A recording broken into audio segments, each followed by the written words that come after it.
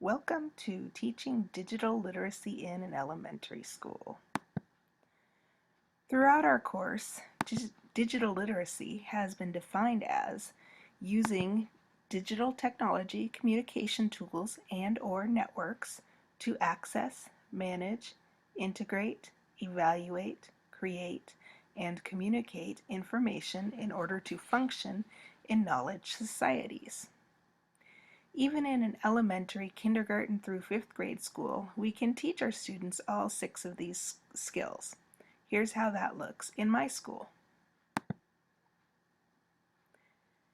Accessing information on an electronic device is usually a child's first step into digital literacy. Often, even before they come to school, they've already used a computer, tablet, or mobile phone to play games, watch videos, or do educational activities. When they come into my computer lab, they start with more of this. In kindergarten and 1st grade, they use starfall.com to practice using a computer, keyboard, and mouse, and to practice navigating a website. But they're also accessing information about reading and developing their general literacy. Later, students learn to navigate to other websites using links. For instance, we use a portaportal.com site with links to the sites we commonly use. The next step is to have students learn to type in a URL themselves and to have them use search engines to find information both as practice and for classroom projects. Now, for managing information, our district has Google Apps for Education accounts for all of our students. Students, so far starting as early as 1st grade, learn how to use Google Apps to save, share, and otherwise manage emails, spreadsheets, documents, and slide decks. This, of course, ties into creating, integrating, and communicating information as well. Students are primarily using Google Apps when creating projects, and then they integrate technology into their classrooms, working on projects both in the computer lab and in the regular classroom. They also use Google Apps to share and communicate with teachers and other students.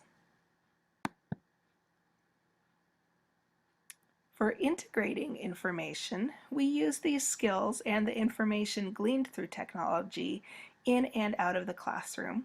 Students research and write on a variety of topics, sometimes in the computer lab and sometimes in class. Often this is a collaboration between the classroom teacher and the computer lab specialist. Moving on to evaluating information, students learn to evaluate sources when they're doing research. We go over how to evaluate the results on a Google search results page, as well as how to evaluate a source itself for reliability. Now we're on to creating. Students learn to create documents, spreadsheets, presentations, videos, audio recordings, and graphic art projects. Even though it seems boring, learning keyboarding is actually important for this. Often keyboarding lessons and drills seem to get in the way of actually creating content. However, students have a much easier time creating and communicating if they have the necessary keyboarding skills. Which leads us to communication. The act of creating content is, of course, a form of communication. Going beyond that, students learn to use both email and the sharing functions of Google Drive to share information.